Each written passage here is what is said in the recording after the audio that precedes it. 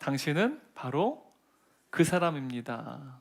여러분, 제목을 보게 되면 사실 우리가 굉장히 긍정적으로 이 제목을 이해할 수도 있는데, 오늘 나단 선지자가 누구를 향해 당신이 그 사람이야, 당신이 범인이야 라고 말했습니까? 다윗이죠. 그렇다면 여러분, 오늘 이 제목이 긍정적인 제목일까요? 부정적인 제목일까요? 네, 부정적인 제목이라는 사실을 여러분 염두하시고 오늘 말씀을 이해하시면 좋을 것 같아요. 왜냐면 제목만 보면 무슨 한영훈 대축대처럼 당신이 주님이 찾던 그 사람이다 이런 이해로 하시면 안 돼요. 부정적인 의미입니다. 굉장히 어떻게 보면 문제를 담고 있는 또한 제목이기도 하죠. 이제 일명 밥퍼라고 하죠. 밥 짓는 신, 퍼주는 사랑이라는 책을 쓴 이제 최일도 목사님이 있습니다. 이제 뭐 청량리나 그리고 서울역에서 일평생 노숙자들에게 또한 음식을 대접하는 그 섬김을 감당하셨는데요. 제 대학도 선배님이시기도 합니다. 장신대학교 저희 선배님이셔서 이제 사경회 때도 강사로 오시기도 했는데, 이분이 이제 어린 시절에 어머니께서 이제 어린 아들에게 건네주신 이야기를 이분이 소개를 하셨어요. 아마 어머님이 만드신 이야기인지 아니면 또 어떤 사경회 때 부흥 강사님이 하신 예화를 하신 건지 모르겠지만, 이제 어린 아들인 이제 최일도 목사님에게 어머니가 이렇게 이야기를 해줬대요. 한 순례자가 기도하러 산으로 들어갔대요. 이제 산기도를 하러 이제 산으로 들어간 것 같아요. 근데 산 속에서 무서운 호랑이를 만난 거예요. 그때 이제 순례자가 하나님께 기도했습니다. 하나님, 제발 저 좀 살려주십시오. 근데 어찌 된 일입니까? 앞에 있는 호랑이도 무릎을 꿇고 기도를 하는 거예요. 하나님께 기도했습니다. 호랑이가, 하나님, 일용할 양식을 주셔서 감사합니다. 그리고 어린 아들에게 어머니가 질문했대요. 일도야, 하나님은 누구의 기도를 들어주셨을까? 고민을 하는 거예요. 근데 엄마한테 답을 해달라고 하더라도 답을 안 해주시는 거예요. 그냥 미소만 지으시고 3일째가 될 때 드디어 그 질문에 대한 답을 주셨대요. 어린 아들에게, 하나님은 호랑이의 기도를 들어주셨단다. 하나님은 간청 기도보다 감사 기도를 더 기뻐하신단다. 굉장히 슬픈 이야기죠. 기도를 잘못한 대가로. 그러면 순례자도 하나님, 호랑이를 만나게 해주셔서 감사합니다 해야 됐나? 뭐 그런 생각이 아마 드시지 않을까 하는 생각이 듭니다. 근데 여러분, 우리의 기도가 사실은 간청 기도에 더 많이 익숙한 게 사실이에요. 감사의 기도가 사실 우리에게는 굉장히 드뭅니다. 실제로 여러분, 제가 오늘 찬송가를 제가 늘 오늘 늘 매주 설교의 말씀과 관련된 찬송가를 찾아요. 근데 오늘은 나 같은 죄인 살리신 어메이징 그레이스를 찬양했잖아요. 근데 제가 이 찬양을 하게 된 이유는, 이 찬양 오늘 본문과도 연관이 있지만 사실은 감사에 대한 찬송가를 찾아도요 별로 없어요. 대부분 추수감사절, 절기를 위한 찬송가일 뿐 감사의 고백을 담은 찬송이 별로 없어요. 마찬가지 여러분, 우리의 신앙의 고백도 어찌 보면 간청이 더 많지 감사는 굉장히 적다는 사실은 찬송가를 통해서도 우리는 알 수 있을 것 같습니다. 그래서 오늘 우리가 함께 나누고자 하는 것은요, 감사에 대해서 함께 말씀을 통해 살펴보려고 해요. 감사. 그래서 아마 오늘 감사라고 하는 것 통해서 다윗이 도대체 어떠한 문제가 발생했는지에 대해서도 아마 좀 살펴보면 좋을 것 같은데요. 그럼 다윗은요, 이스라엘 민족이 가장 위대한 왕으로 손꼽는 이상적인 지도자입니다. 그가 나라를 다스릴 때는요, 이스라엘이 가장 강력한 국가를 이뤘어요. 그가 다스릴 때 국내는요 너무도 평화롭고 안정스러웠고요, 또 국외 밖으로 봐도 또 많은 영토를 어떻게 보면 확보했던 그러한 왕이 바로 이 다윗이라는 왕이었습니다. 하지만 다윗의 인생 최대의 위기는요, 그의 인생의 절정기에 찾아왔다는 사실이에요. 오늘 우리가 읽은 이 이야기, 나단 선지자가 다윗에게 나와서 이야기한 이 이야기의 배경이요, 사실 앞장을 보시면 사무엘하 11장에 보게 되면 그 배경이 잘 기록되어 있는데요, 여러분, 이스라엘은 1년 넘게 암몬과 전쟁 중에 있었습니다. 그리고 이 전쟁을 하는 중에 겨울이 찾아왔어요. 그래서 겨울이 찾아왔기 때문에 이제 이스라엘 군대가 다시 전선에 물러나서 고향 땅인 예루살렘 돌아왔습니다. 왜냐하면 고대 근동 시대에는 이제 겨울이 되면 전쟁을 중단했어요. 여러분, 로마 제국의 역사를 보되 로마도 겨울에 전쟁을 치를 때는 전쟁을 중단합니다. 왜냐하면 겨울이 되면 이 근동 지역도 그렇고 뭐 유럽 지역도 마찬가지예요. 그래서 겨울에는 비가 내립니다. 우기라는 사실이에요. 그래서 12월부터 2월까지는요 비가 많이 내립니다. 그러니까 비가 많이 내리게 되면 전쟁을 하기에 적합하지 않죠. 그래서 암몬과의 전투 중에 군대가 그러니까 물러났어요. 그리고 몇 달이 지나자 봄이 찾아왔습니다. 사무엘하 11장 1절 말씀인데 함께 읽겠습니다. 그 다음에 봄에 왕들이 출전한 때가 되자 다윗은 요압에게 자기의 부하들과 온 이스라엘 군인들을 맡겨서 출전시켰다. 여러분, 봄이 되면요 모든 나라의 왕들은요 전쟁에 출전을 합니다. 드디어 봄이 된 것입니다.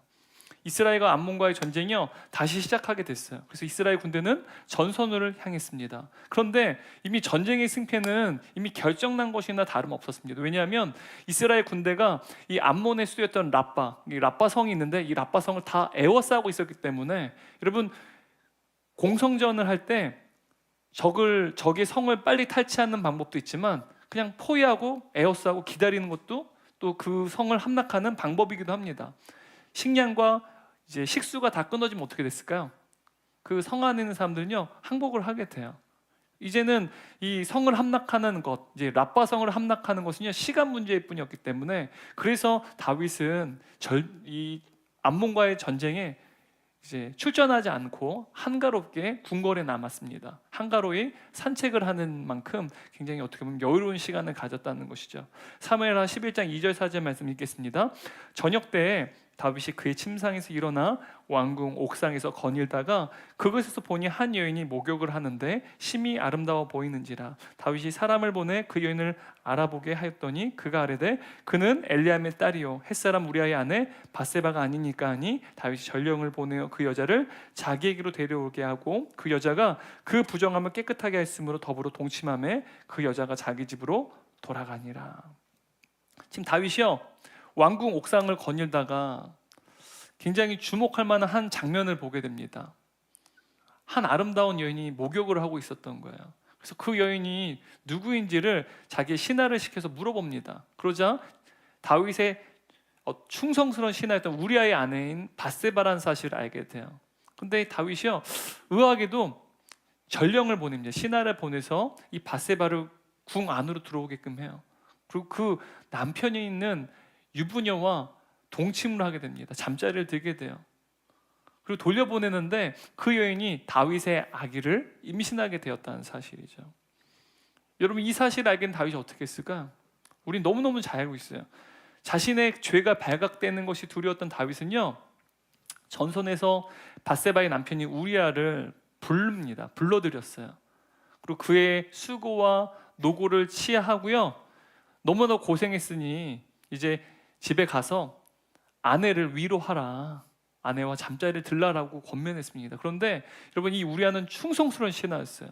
자신의 전우들 또한 자신의 부하들은 지금 전쟁터에서 암몬과 전쟁 치르고 있어요. 왕의 명령, 다윗의 명령에 따라서 목숨을 걸고 있습니다. 그런데 자기만 한가롭게 아내와 잠자리에 들 수 없다라고 말하고 예루살렘 성 밖에서 잠을 청하고 그리고 다시 전쟁터로 나갑니다. 그때 다윗이 자신의 계획이 다 숲으로 돌아간 거예요. 그래서 우리아에게 편지를 건넵니다. 그 편지 안에는 요압에게 건네는 편지는 그 안엔 갑자기 기억이 안 나네요. 네, 우리아죠, 우리아.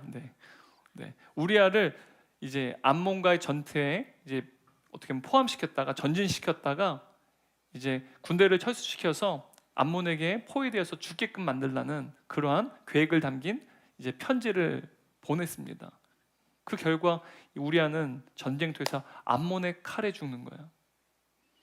적의 칼에 죽임을 당하게 됩니다. 그리고 나서 남편이 죽고 자신의 죄가 더 이상 탄로나지 않게 되니 이제 다윗이요 그 우리아의 아내인 밧세바를 궁궐로 다시 불러들입니다. 그리고 그의 아내로 삼아버려요.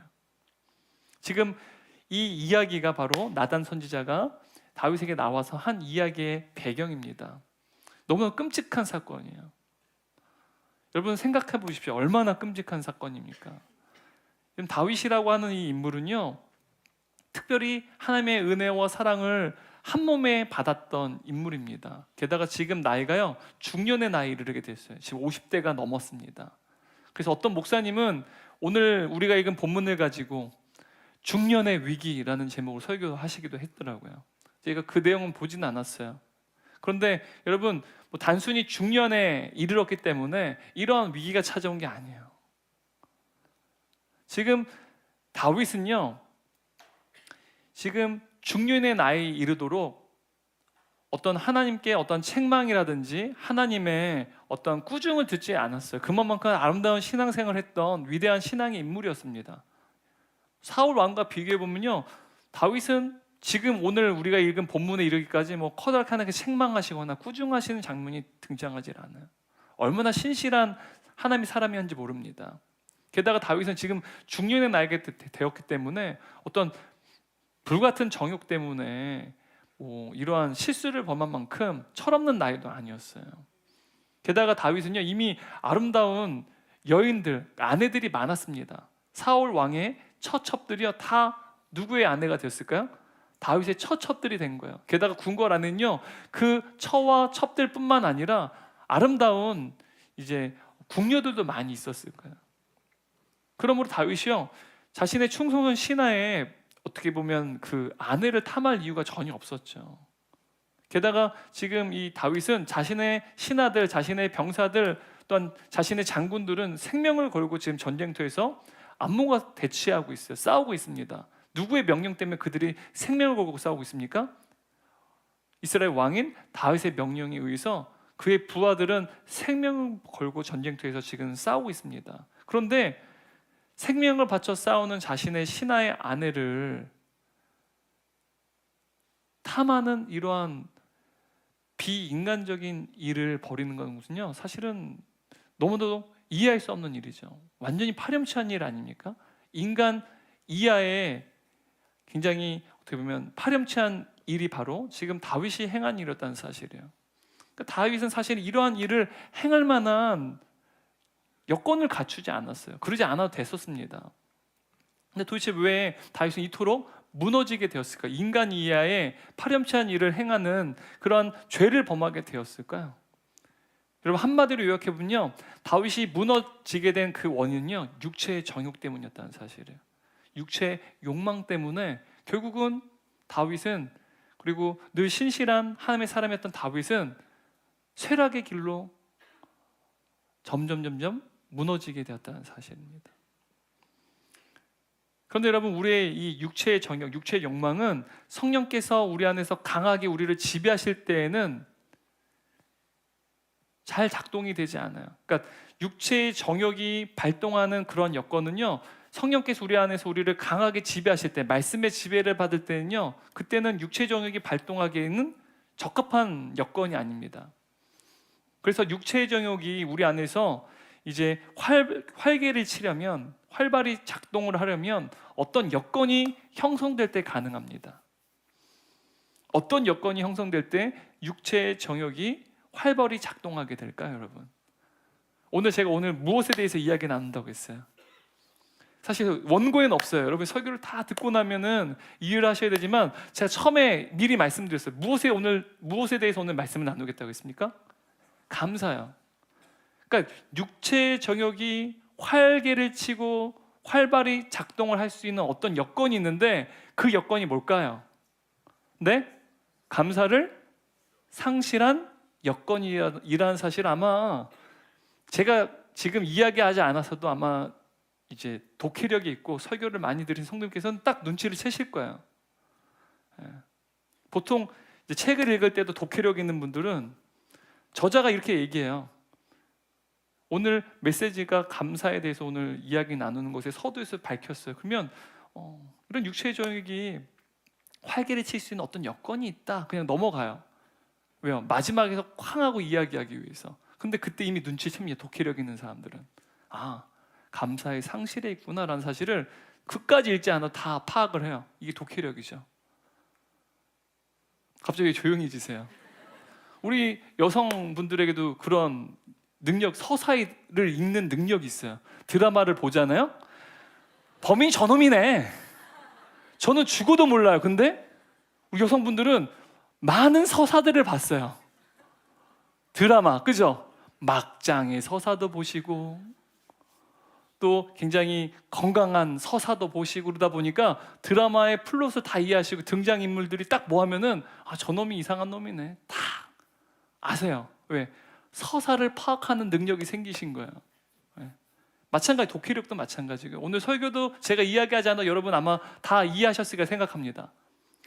육체의 정욕이 활발하게 작동할 수 있는 여건이 어떤 여건이라고요? 감사를 상실한 여건이라는 사실이에요. 근데 여러분 다윗의 생애를 자세히 살펴보면 오랜 시간 동안 다윗은요 육체의 정욕이 활발히 작동할 수 있는 여건에 살지 않았어요. 그러니까 감사를 바꿔서 말하면 감사를 상실할 여건 가운데 살지 않았다는 거예요. 여러분 다윗이 이스라엘 왕위에 오르기 전에 그는요 사울 왕으로부터 늘 쫓기는 삶을 살았습니다. 늘 생명의 위협 속에서 늘 긴장의 연속이었다는 거예요. 아마 자고 일어나면 자기 목부터 확인했을지도 모르겠어요. 그래서 다윗은 본인이 사무엘상 20장에서요 자신과 나와 죽음은 한 걸음이다 라고 해요. 한 걸음 차이뿐이다 그래요. 그만큼 죽음이요 그에게 너무 가까이 온 거예요. 날마다 자신의 삶이 위태로웠어요. 그래서 그에게는요 날마다의 삶이요 너무도 은혜였어요. 새소리를 듣는 것도, 그리고 아침 해가 뜨고 또 저녁 노을이 지는 이 모든 일들이요 그에게는요 그냥 당연한 일이 아니에요. 죽음이 늘 그에게 가까이기 때문에 그것이 그냥 당연한 일이 아니었다는 사실이에요. 그래서 단 하루도 다윗은요 하나님의 은혜 없이는 살 수 없는 긴장의 연속의 삶을 살아냈다는 사실입니다. 그렇게 십수년을 살았어요.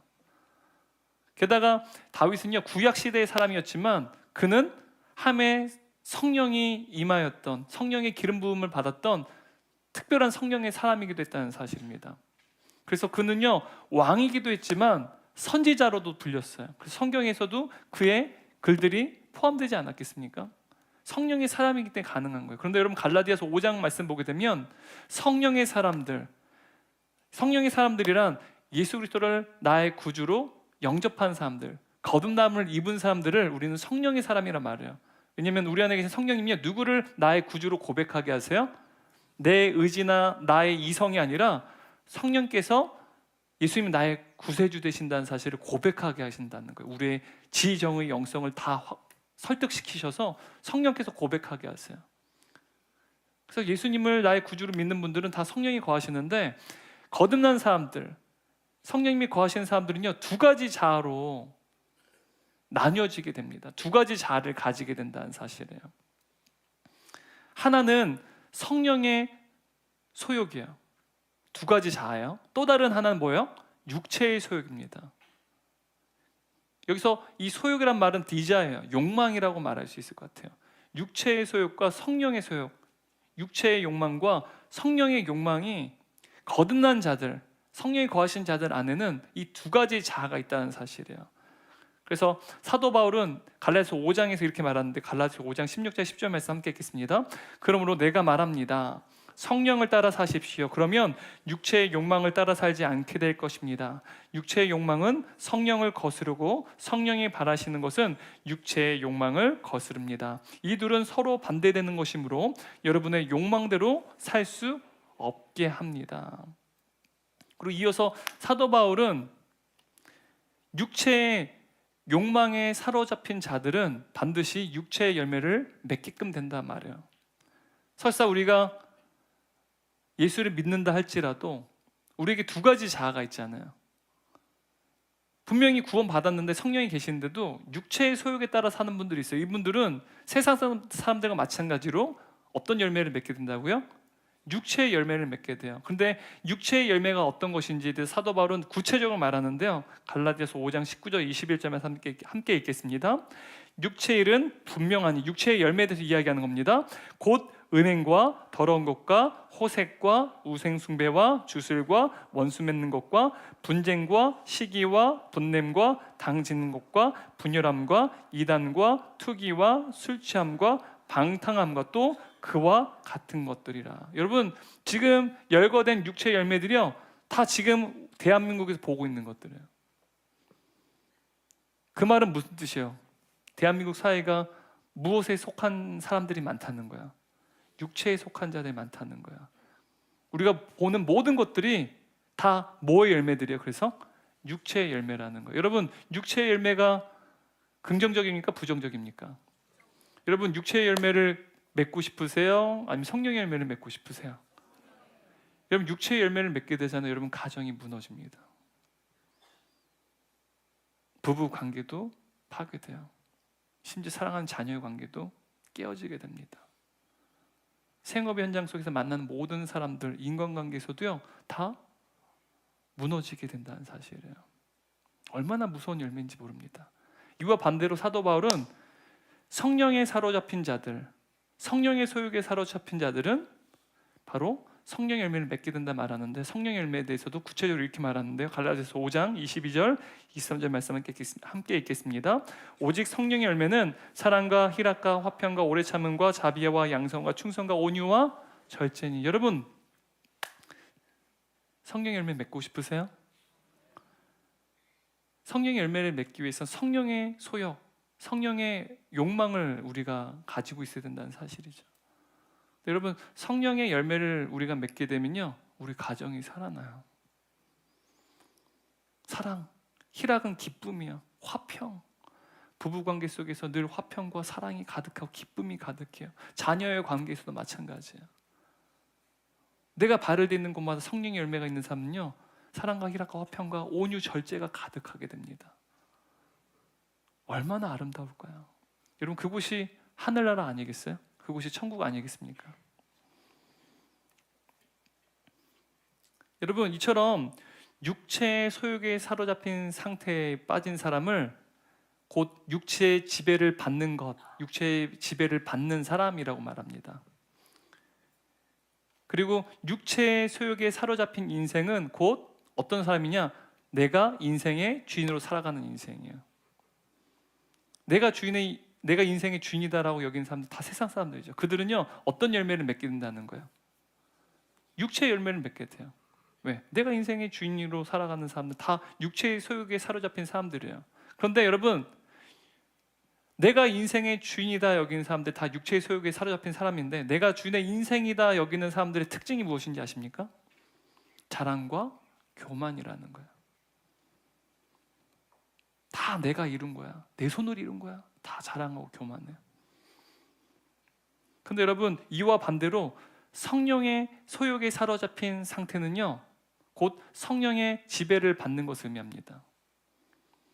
그리고 성령의 지배를 받는 인생은 곧 성령께서 인생의 주인으로 이끄시는 인생이라는 거예요. 말씀의 지배를 받고요, 하나님께서 내 인생의 주인이라는 사실을 늘 믿고 모든 것을 죽게 하듯 해요. 그들은 어떤 열매를 맺게 됩니까? 성령의 열매를 맺게 된다는 거예요. 그래서 성령님께서 우리의 인생의 주인 되어주실 때 나타나는 그 인생의 특징이 무엇인지 아십니까? 감사라는 거예요. 내가 인생의 주인 사람들의 특징은 뭐예요? 자랑과 교만인데, 성령께서 인생의 주인이 되어주시는 인생의 특징은 바로 감사라는 사실이죠. 그래서 여러분, 성령의 지배를 받는 자들에게는 모든 것이 하나님의 은혜예요. 모든 것이 하나님의 은혜이기 때문에 모든 일에 감사로 반응하게 된다는 사실이죠. 자기가 한 게 없어요. 다 누가 하신 거예요? 하나님이 하셨기 때문에 다 하나님의 은혜예요. 그래서 하나님께 감사한다는 사실입니다. 여러분, 하지만 아이러니하게도 다윗은요, 감사의 분량이 굉장히, 감사의 조건이 엄청나게 많아졌어요. 그런데 오히려 그는요, 감사의 분량이 적어졌다는 사실이에요. 그 결과 성령의 지배를 받는 것이 아니라 육체의 지배를 받게 되고 말았다는 사실이에요. 성령의 소욕이 아니라 육체의 소욕에 사로잡히게 되었다는 사실이에요. 이것이 다윗의 일생일대 신앙의 위기였다는 것입니다. 과거 다윗이 사울 왕에게 쫓김을 당할 때는요, 그때는 단 하루도 하나님의 은혜 없이는 살 수가 없었어요. 그때는 오히려 늘 하나님의 은혜로 살아갔어요. 새로운 하루를 맞이하는 것도 은혜예요. 왜요? 자신과 죽음이요, 한 발자국 차이일 뿐이에요. 지금 늘 죽음이 자기를 따르고 있어요. 이런 상황 가운데 날마다 아침에 새소리를 들을 때 그 새소리가요, 다 감사의 조건인 거예요. 새로운 하루를 사랑하는 것도 감사인 거예요. 또 자신의 동료들과 함께 교제를 나누는 것도 너무 감사의 조건이었다는 사실이죠. 여러분, 아무리 우리가 고난 가운데 있을지라도 하나님께서 우리의 인생의 주인 되어주시고 오직 우리가 주님만을 의지하고 그리고 하나님의 은혜로 말미암아 살아가는 인생은요, 누구의 소욕으로 살아가는 인생입니까? 성령의 소욕으로 살아가는 인생이에요. 여러분, 우리가 아무리 고난 가운데 있고 사방이 우겨쌈을 당해도요, 만일 하나님께서 저와 여러분의 인생을 주관하시고 우리가 그 고난의 현장에서 오직 하나님만을 의지하고 하나님의 은혜만을 경험하는 삶을 살아간다면요, 반드시 그 환경이 고난과 또한 고통으로 가득 찬 인생이어도요, 반드시 성령의 열매를 맺는다는 거예요. 얼마나 놀라운 복인지 모릅니다. 근데 반대도 한번 생각해 보세요. 지금 다윗은 반대인 거예요. 여러분, 지금 사무엘하 11장 지금 이 상황은요, 다윗이 한 번도 경험한 적이 없는 인생이에요. 지금까지는 그는 늘 자신과 죽음이 한 걸음 차이였던, 그래서 하나님만 의지하며 살아가야 돼요. 하나님이 그의 인생의 주인 되셔야만 했어요. 오직 하나님의 은혜만이 그의 인생이 가득했어요. 왜요? 너무나도 고난이 가득했으니까요. 근데 사무엘하 11장 이후는요, 상황이 완전히 바뀝니다. 환경이 바뀌어졌어요. 다시 원하면 무엇을 손에 넣을 수 있는, 이제 이스라엘은 그의 권력 아래 있고 또한 자신은 무엇이든지 원하면 손에 쥘 수 있는 강한 권력과 또 이 나라는 부강한 나라가 되었다는 사실입니다. 형통하게 된 거야. 번성하게 되었다는 사실이에요. 우리가 가장 바라는 환경 아닙니까? 우리가 간절히 바라는 조건 아니겠어요? 우리 가정이요, 형통하는 거예요. 자녀들이요, 공부를 너무 잘해요. 너무 제가 봐도 너무 번듯하게 예쁘게 잘 자라나요. 얼마나 모범 생긴지 몰라요. 또 직장에서도요, 승승장구해요. 또 사업의 생업의 터도요, 막 번창합니다. 모든 일들이 막 형통을 해요. 가정은 화목하고요, 모든 것이 평화롭고 너무 안정돼요. 여러분, 이것이 우리가 원하는 조건 아니겠어요? 우리가 원하는 형통 아니겠어요? 지금 다윗이 사무엘 1장에서 맞이한 새로운 환경이 바로 이와 같은 환경이었다는 거예요. 너무 행복하고 너무나도 화목하고 그리고 너무나도 평화로운 환경 말이죠. 지금까지 다윗이 경험한 적이 없는 가장 행복하고 안정된 환경이었다는 사실이에요. 그러나 다윗은 그 순간부터 하나님께서 그에게 베푸신 은혜를 잊어버리기 시작했습니다. 여러분, 사무엘하 11장 2절 말씀 읽겠습니다. 저녁 때에 다윗이 그의 침상에서 일어나 왕궁 옥상에서 거닐다가 그곳에서 보니, 여러분, 지금 다윗이 여유롭게 낮잠을 잤습니다. 이제 이스라엘 지역은 낮에는 굉장히 더워요. 그래서 스페인 같은 데 시에스타, 낮잠을 자는 시간이 있지 않습니까? 아마도 더우니까 낮잠을 잤던 것 같아요. 그랬더니 일어났더니 초저녁이 된 것이죠.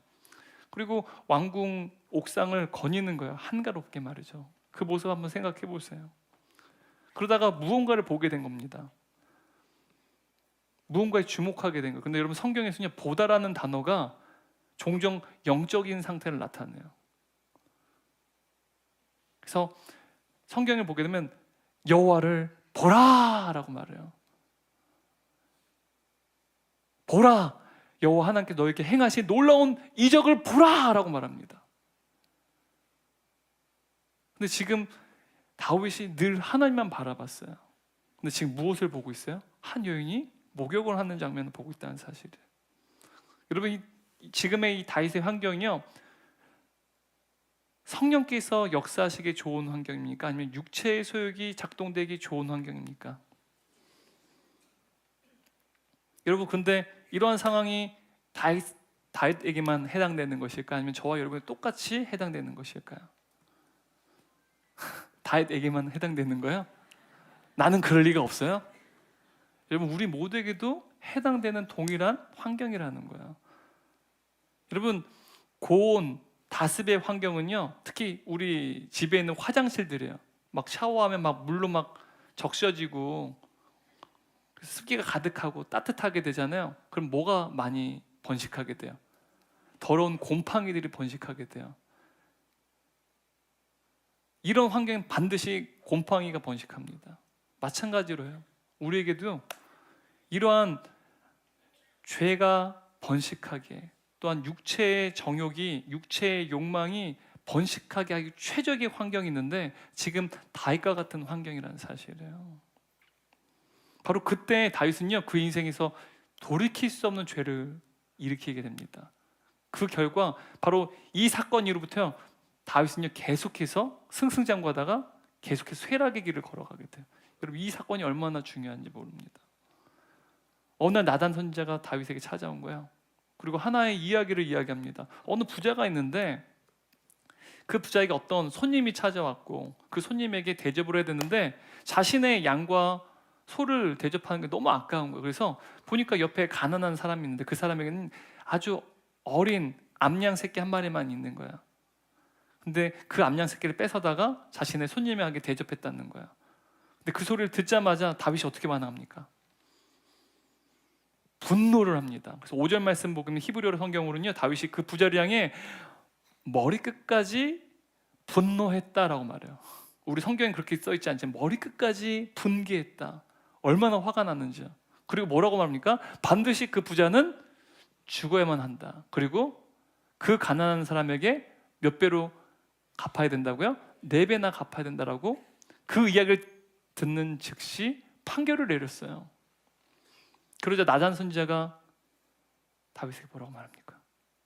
그 사람이 바로 당신이야. 그 사람이 바로 당신이라는 거예요. 다윗이 얼마나 충격적이었을까요?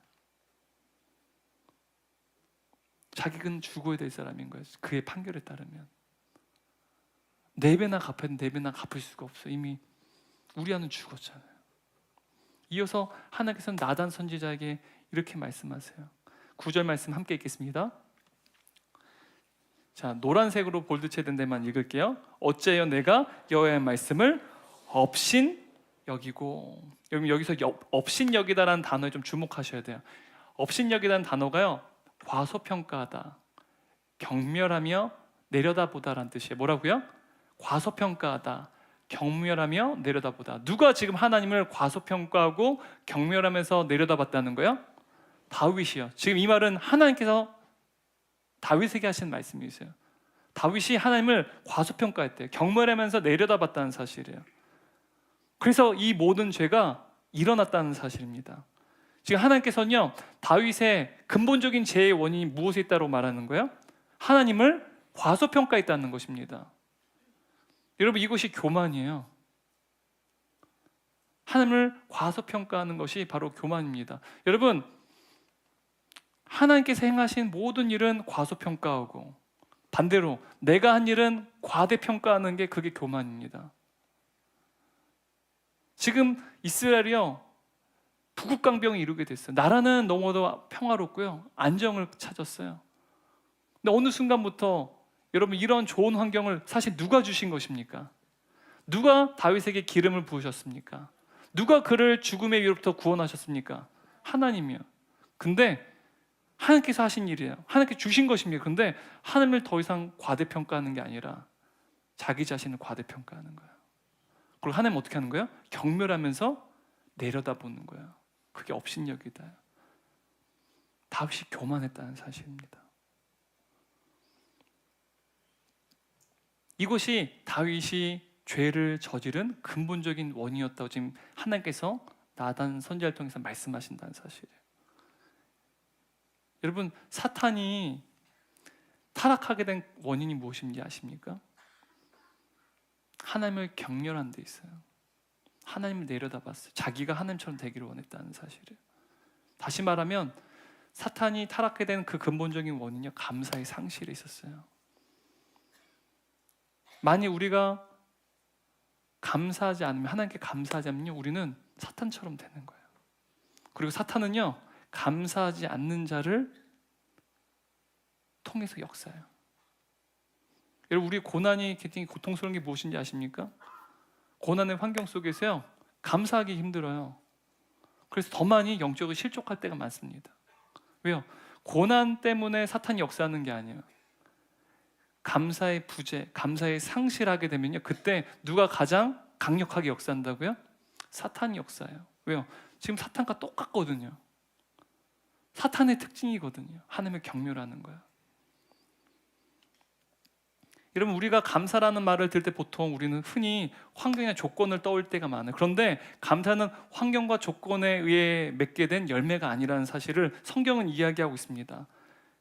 제가 예전에 작년에 아마 이 설교를 했었을 거예요. 설교 제목으로 삼았었는데, 고 김현승 시인이 쓴 감사의 마음이라는 시가 있습니다. 그 시를 보게 되면 감사의 마음에 대해서 이야기해요. 감사의 마음은 주인이 누구인가를 기피하는 마음이다라고 말해요. 굉장히 성경적인 고백이죠. 크리스찬이세요. 여러분, 우리가 감사하려면 그 대상이 필요합니다. 감사하려면 대상이 필요해요. 그래서 사도 바울이요, 고린도전서 4장 7장에서 이렇게 말하는데요, 쉬운 성경 함께 읽겠습니다.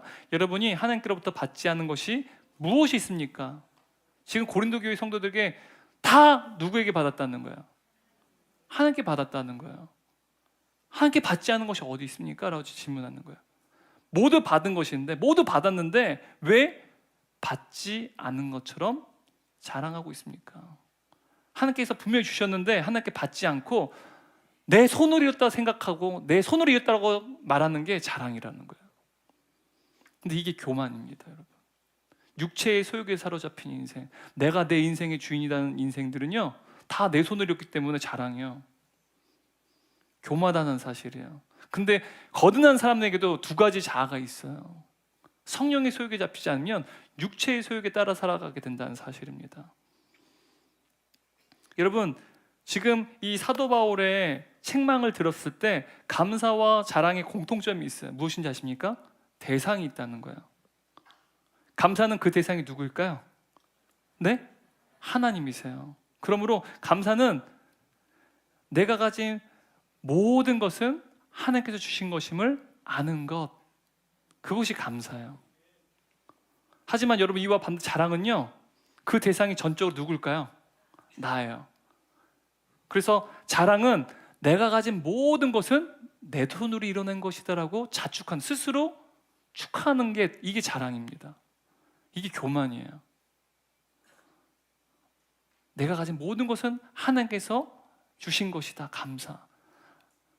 내가 가진 모든 것은 내 손으로 이뤄낸 것이다, 이것은 교만, 자랑이라는 거예요.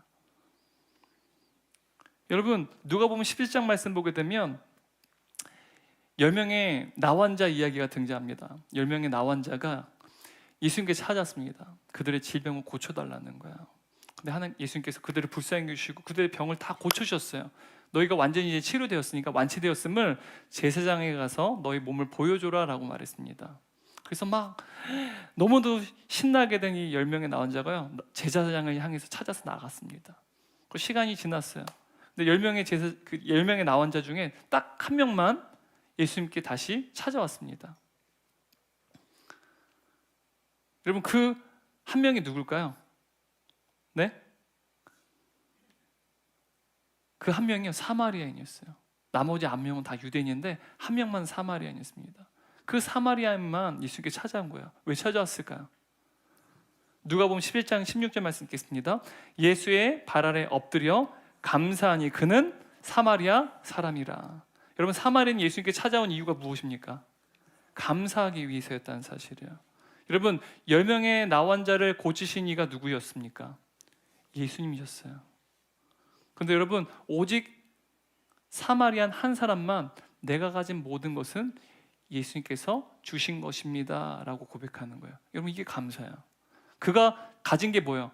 완치된 거 아닙니까? 나병이 나은 거예요. 나병이 나은 것은 누가 하신 일이라는 거예요? 예수님께서 하신 일입니다라는 것이 바로 감사라는 거예요. 근데 나머지 9명 어떻게 한 거예요? 감사하지 않았어요. 여러분 감사하지 않았다는 말은 무엇인지 아세요? 내가 가진 모든 것이 내 손으로 이루는 것이다. 자축하는 거예요. 다시 말하면 9명은 감사한 거예요? 자랑한 거예요? 자랑한 거예요. 여러분 우리가 이런 격언 있죠. 하늘은 스스로 돕는 자를 돕는다. 여러분 이 말이 뭔지 아세요? 내가 열심히 기원했으니까, 내가 열심히 복을 빌었으니까, 내가 열심히 기도했으니까 하나님께서 나를 도우신 거지. 여러분 기도 응답도 내 열정과 내 열망으로 둔갑시킨 게 우리의 교만이라는 거예요. 여러분 열심히 한번 기도해 보십시오. 하나님 응답하시나? 여러분 하나님께서 우리의 기도를 응답하시고자 하는 주님의 뜻이 생기지 않으면 우리의 기도 절대 응답되지 않습니다. 내가 열심히 행했기 때문에, 열심히 노력했기 때문에, 내가 열심히 열망했기 때문에 하나님께서 우리에게 주시는 게 아니에요. 하나님께서 우리에게 주시는 이유는요, 우리가 하나님의 자녀이기 때문이에요. 하나님께서 우리를 사랑하시기 때문에, 하나님께서 기꺼이 사랑하는 자녀인 저와 여러분에게 주시는 것이지, 우리의 열심과 노력과 얼마나 우리가 열망했는지. 여러분 이것은 우상 숭배입니다. 나머지 10명의 나환자들은요, 이 완치된 것은 내 노력이라는 거예요. 내가 열심히 갈망하기 때문에, 내가 나병임 환자임에도 불구하고 예수님께 생명을 걸고 나아갔기 때문에 내가 이렇게 완치된 거예요. 스스로 자축했다는 거예요. 자랑이죠. 여러분 하나님께서는요 우리에게 감사라고 명령을 하세요. 데살로니가전서 5장 18절 말씀 함께 읽겠습니다. 범사에 감사하라. 이것이 그리스도 예수 안에서 너희를 향하신 하나님의 뜻이다. 여러분 하나님의 뜻이 무엇이라고요? 모든 일에 감사하래요. 그런데 여러분 여기서 감사하라고 하는 이 단어의 뜻이요, 은혜를 말하다라는 뜻이에요. 감사가 뭐라고요? 문자적인 의미가 은혜를 말하다는 거예요. 그러니까 감사는요, 하나님께서 내게 베푸신 은혜를 말하는 것, 그게 감사라는 거예요. 은혜라고 하는 단어, 그러니까 감사라고 하는 단어가 사실 은혜와 굉장히 밀접하게 연관이 되어 있어요. 은혜를 말하는 것 자체가 감사라는 사실입니다. 내게 주신 모든 것이 하나님의 은혜입니다라고 말하는 것, 이게 감사예요. 성경적 의미의 감사입니다. 게다가 여러분 감사라는 것은요 명령형입니다. 십계명을 보게 되면 간음하지 말라라고 명령하세요. 그런데 여러분 간음하지 말라가 하나님의 명령이듯이 모든 일에 감사라도 누구의 명령이세요? 하나님의 명령이요. 여러분 간음하게 되면 하나님 앞에 죄를 범하는 거예요. 그런데 우리가 감사하지 않으면, 하나님께 감사하지 않으면 또 무엇이에요? 죄를 범하는 거예요. 동일한 누구의 메시지입니까? 한 메시지이자 동일한 하나님의 명령이라는 사실이에요. 여러분 여기서부터 신앙의 혁신이 일어나는 거예요. 감사하지 않는 것이 죄라는 사실을 인지하는 것부터가 우리의 신앙의 혁신이라는 사실이죠. 여러분 다윗이 인생의 절정기였어요. 근데 그가 그 인생의 절정기에 가장 행복한 그때 쇠락의 길을 걷게 된 그 원인이 무엇입니까? 다윗이 육체의 소욕에 사로잡혀 쇠락의 길로 떨어진 이유는요, 그가 감사를 상실했기 때문이에요. 그가 감사를 상실했다는 사실을 하나님께서 그에게 분명히 말씀하시는데요, 다윗이 하나님부터 받은 것들이 무엇인지 하나님께서 말씀하세요. 7절 9절 말씀 읽겠습니다. 이스라엘 하나님 여호와께서 이와 같이 이르시기를, 내가 너를 이스라엘 왕으로 기름 붓기 위하여 너를 사울의 손에서 구원했고, 내 주인의 집을 내게 주고 내 주인의 아들들을 내 품에 두고 이스라엘과 유다 족속을 내게 맡겼느니라. 만일 그것이 부족하였을 것 같으면 내가 내게 이것저것을 더 주었으리라. 그런데 어찌하여 내가 여호와의 말씀을 과소평가했느냐라고 지금 말씀하시는 거예요. 지금 다 하나님께서 다윗에게 준 것을 지금 말씀하시는 거예요. 너를 사울로부터 구원시킨 것, 너를 살려준 것 누가 해주신 거예요? 하나님이에요. 기름 부으신 거 누가 하셨어요? 사울의 처첩을 주신 게 누가 주셨어요? 이스라엘이라는 그 나라를 누가 주셨어요? 다 하나님이 주셨다고 지금 말씀하세요. 근데 너는 왜 나를 과소평가하냐? 왜요? 이 모든 것들을 지금 누구에게 지금 과대평가하고 있는 거예요? 다윗은요. 지금 이 말씀은 자기 자신을, 다윗이 스스로를 과대평가했다는 사실을 이야기하는 것입니다. 교만했다는 사실이죠. 감사하지 않았다는 사실이에요. 여러분, 하나님께서는요 모든 것을 주셨다라고 지금 말씀하세요. 만약 그것조차도 부족했다면 내가 너에게 더 하여 주었을 것이다 라고 지금 말씀하세요. 다윗은요 감사의 조건이 너무도 많았어요. 그런데 그에 비해 감사의 분량은 적었다는 사실이에요. 여러분, 하나님께서 모든 것을 주셨어요. 모든 것을 주셨는데 그 모든 것을 주신 분이 하나님 사실을 잃어버렸어요. 잊어버렸어요. 하나님의 은혜를 잊어버렸어요. 지금 그 사람이 누구라는 거예요? 다윗이에요. 근데 오늘 설교 제목이 뭐예요? 바로 나라는 거예요. 그 사람이 저와 여러분이라는 사실이에요. 어느 순간부터 내가 가진 모든 것이 하나님이 주신 것이 아니라 내 손으로 이룬 것이라고 생각해요. 여러분, 지금 우리의 삶의 여건이요 너무너무 팍팍해요. 너무너무 힘들어요. 녹록지가 않습니다. 대통령이 바뀌었는데 여전히 경제적으로 너무 어려워요. 국제 정세 너무너무 어려워요. 생업의 현장이 너무너무 힘들다는 사실이에요. 여러분, 이런 환경과 조건 속에 여러분 감사하세요? 여러분, 감사하기 쉽습니까? 근데 여러분, 우리의 과거를 살펴보세요. 분명한 사실은 이전보다 감사의 조건은 더 나아졌어요. 근데 변한 것이 무엇인지 아십니까? 조건은 더 나아졌는데 감사의 분량은 적어졌다는 사실이에요. 여러분, 오늘 하신 말씀 하나님께 저와 여러분들이 똑같이 말씀하세요. 내가 너에게 모든 것을 주었다. 여러분, 하나님께서 우리에게 모든 것 무엇을 주셨습니까?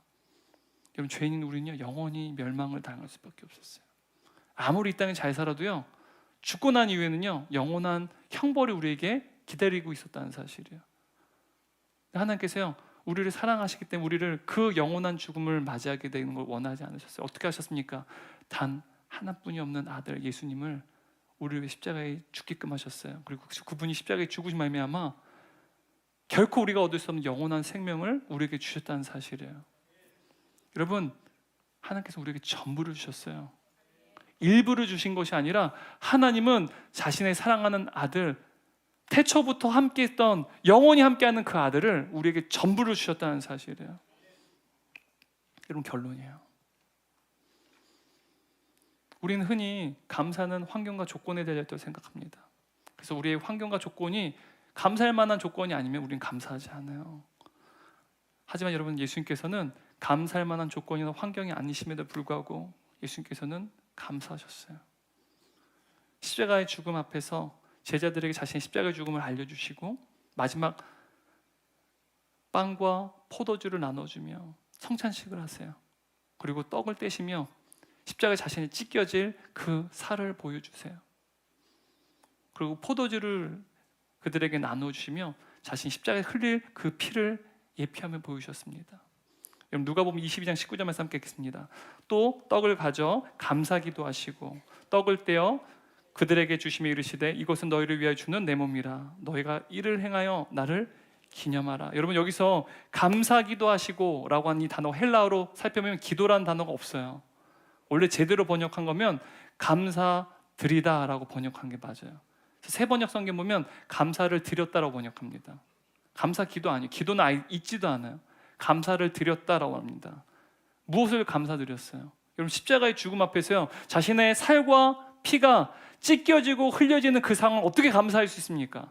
이것이 어떻게 감사할 만한 조건입니까? 그런데 예수님이 감사하신 것은요 하나님께서 베푸실 그 구원의 은혜를 바라보시면서 감사하셨다는 거예요. 누구에게 구원의 은혜를 베푸실 것을요?